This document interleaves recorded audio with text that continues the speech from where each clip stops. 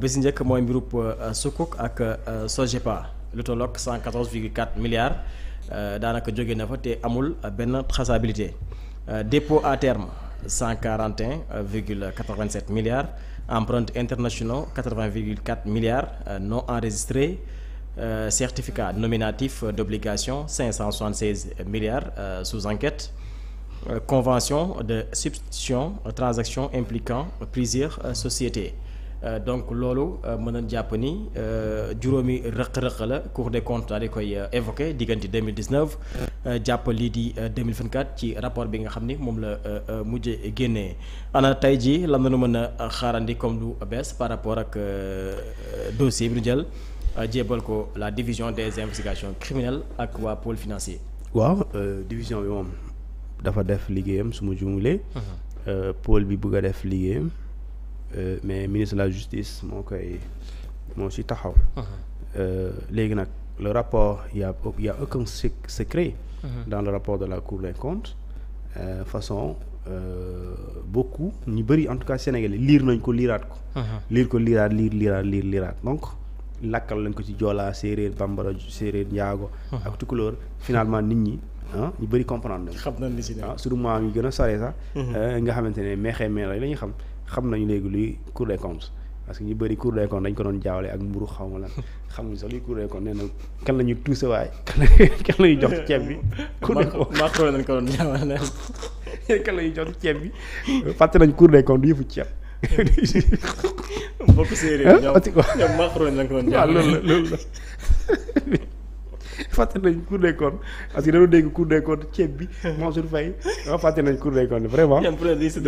daa tombé waaye li jëndul ceeb daa tombé donc si la donc rapport Cour des comptes dafa xaw a doy waar nag doy waar bi mooy man quand j'ai lu façon les pages 30 31 32 33 35 34 35 vraiment j'ai eu des incompréhensions.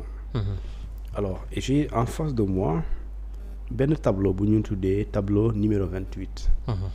Le tableau numéro 28 Cour des comptes bi moo bind en gras nee na situation des DAT non reversés au trésor DAT mooy dépôt à terme ci langage bu yomb ci nga comprendre que mooy condamné li nga ko war denc. voilà ci langage bu simple aussi mooy compte banque. bu ñu tijji ci turu état ci benn banque commerciale. muy DAT. supposons banque bii mu ngi tudd banque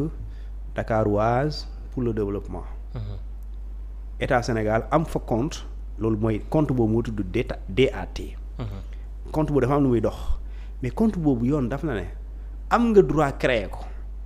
ci turu état mais amoo droit di gérer xaalis bi nekk ci compte bi. comprendre nga est-ce que. ñu ne xaalis bi nekk ci compte état ci turu état kenn laa la wax moo ko mën a gérer du ministre du président du directeur kenn la ñu ne comptable valeur ak comptable j'ai encore oublié le nom comptable comme valeur la ak ci kanam dinaa la ko génneel mooy ñooñu nee nañ ñoo mën a gérer li ñu tuddee compte état ñu ne bu weesoo ñi kenn mënu ko def tekkiwul aussi ministre yi mën na ko def ministre mën na ko def mais bu ko defee pare fa la sanctionam yem moom ubbi la si mën waaw mais mënul tijji tuur état di ko sant ay nit ñu gérer ko te ñooñu duñ ay comptable te rapport bi fii wax na ko ne ko ñun lu ñu jaaxal mooy créé nañ d'accord ay compte ci tuur état wante ministère des finances day da doon jox ay ndigal mu def ay virement ci ay nit tiers d'accord ba pare ay nit ñu créé ay compte yu ko gérer loolu koy dama la koy liiral ci page 32 l'examen des pièces justificatives recueillies auprès de la trésorerie générale et des établissements financiers dépositaires révèle que des dépôts à terme sont virés à des tiers sur instruction des ministres chargés des finances ou des ministres délégués chargés du budget. loolu muy tekki mooy xaalis bi nga xamante ni moo nekkoon ci yenn banques yi mu nekkoon ñu tuddee ko dépôt à terme. am na ci xaalis boo xamante ni dañ ko doon envoyé ay nit ci ndigalu ministre plutôt des finances mu def pluriel comme ça veut dire que successivement wala plusieurs minutes pendant des périodes différentes d'accord, chargé des finances ou des ministres délégués chargés du budget moo tax mu ne il convient ci loolu ñu mat a leeral il convient de préciser que l'habilitation faite au ministre chargé des finances d'autoriser l'ouverture de comptes à la BCEAO ou dans les banques commerciales pour y déposer des fonds du trésor public n'emporte pas pour eux les licences pour manier les deniers mooy mën nañ créer compte ci turu état waaye création boobu droit boobu mayul leen sañ-sañ ñuy gérer xaalis boobu mooy la licence de manier pour manier les deniers publics mu ne en effet le décret qui était applicable au moment de la constitution de certains de ces dépôts à terme précise bien dafa am décret boo xamante ni moom moo organiser nan la ñuy gérer xaalis réew mi léegi décret boobu ñu ne jamono ji mi mbir yi di am ñuy wax ni fekk na décret boobu commencé na nekk en vigueur mais dañ ko fi bàyyi appliqué wuñ ko mais pare ne ce décret c'était en 2011 d'accord, précisément le 24 novembre 2011 ñu ne portant règlement général sur la comptabilité publique qui était applicable au moment de la constitution de ces faits-là lan la loi bi wax foofu article 125 comme li ma la doon wax sànq daf ne seuls les comptables deniers et valeurs sont habilités à manier les fonds du trésor public kon seul koy jeexal na sa kër nga ne seul mami peut vraiment mën a dugg sama néeg pour génnee chaque jour dépense kon kay yéegi boo tuddul mami yow tax kenn dafa war a dugg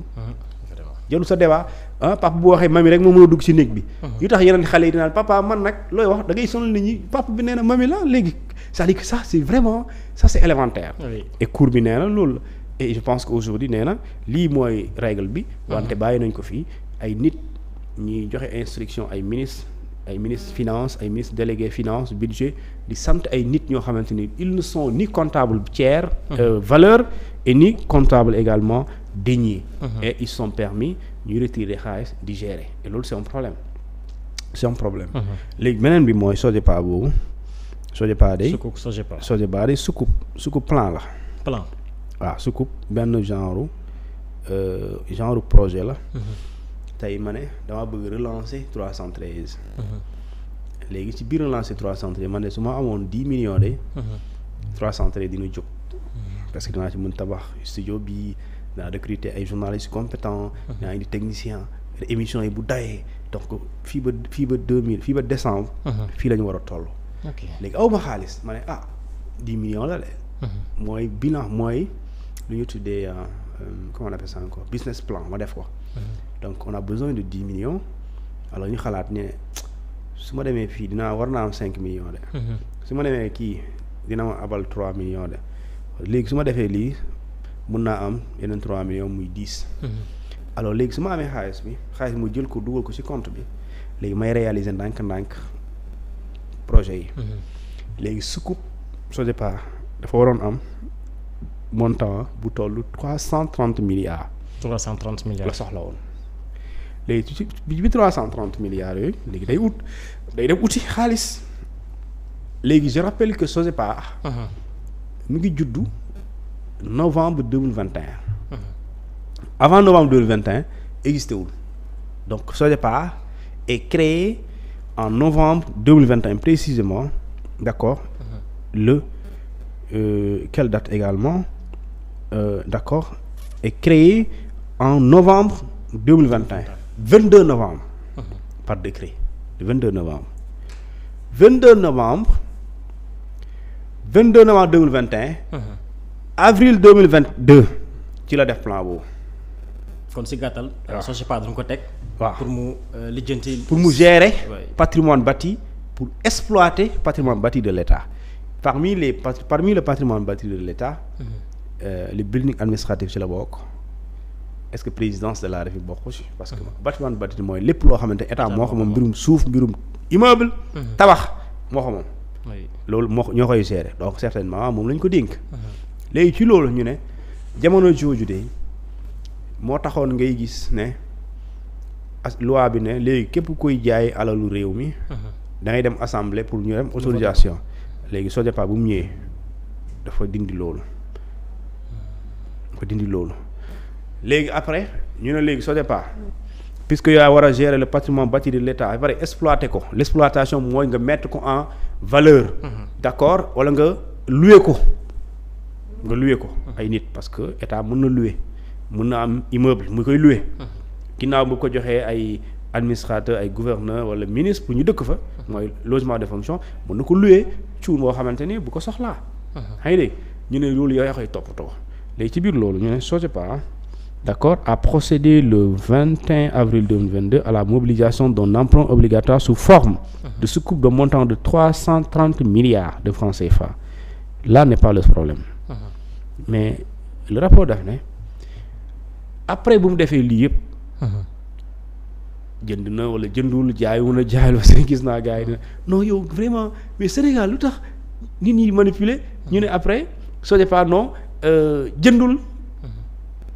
boo waxee jëndul da nga bëgg a manipuler Sénégalais mais le rapport a dit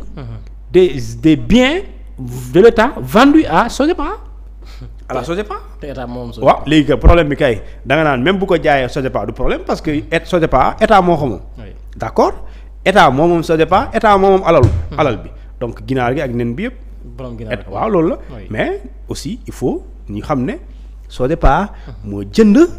d'accord ci xaalis ba mu lijjanti woon moom moo jënd et état moo ko jaay moom mu jënd et maintenant état moo jaay doomam waaye doomam aussi moom mooy gérer loolu lay tekki léegi loolu problème léegi rapport bi dafa am 114 millions de francs CFA ci xaalis boo xamante ni mosuñ ko reverser ci trésor bi loolu reliquat mooy ndesit waaw léegi ndesit boobu anam léegi supposons borom ginaar ak nen yëpp ginaar gi ak nen yi borom moo xamoo waaye ginaar gi nee nañ bi nga jaay yaa xam wala moomuloo ko loolu yëpp garaawul léegi bi nga ko jaayee daal am na ndesit bu toll ci 10 000 ala ndesit bi te ndesit boobu ñu ne bu desee da nga koy delloo ci kees bi léegi kees bi ñu ne dugaloo ko ci kees bi reliquat de 114,4 milliards de francs de l'emprunt obligatoire soucoupe de 2022 non reversé au trésor public donc où est l'argent donc loolu le directeur il doit venir dire qui c'est pas un ministre le ministre mooy tontu lii c'est le directeur de la SODEPA moo ñëw tontu lii yow yaay directeur bi yow yaa organisé emprunt obligataire bi 30 milliards mobilisés 330 milliards mobilisés alors un reliquat de 114,4 milliards restants d'accord alors où sont passés ces 114 milliards alors supposons voilà ils ont été bien utilisés mais comment vraiment ils ont été utilisés et pourquoi ils n'ont pas été reversés au trésor parce que xaalis trésor du fanaan sa kër xaalis trésor la lay fanaan wala ci banque bi mais du sa kër te boo ci waree def dara dañ koy def au nom de l'État et pour le compte de l'État léegi nag ne serait-ce que ces questions là yooyu je pense que l'État du Sénégal d'accord a l'obligation xamal Sénégalais yi lii nii en réalité li nekk ci rapport bi lu nekk lii en réalité moo ci lii comme ça permettra lu ñu tuddee la politique de transparence de bonne gouvernance et de bonne gestion des affaires publiques mu nekk vraiment loo xamante ni Sénégalais kenn dootul sikki sàkka et je pense que c'est bien possible et loolu su dee mën na nekk nag seul nit moo ko mun def mooy kenn moo ko mun def mooy la justice sénégalaise et cette justice là man je lui fais confiance parce que je lui vois faire ñu ngi si de alors Thioune danay ñëw suñu jeexantalu émission muy à chaque fois nu jël benn thème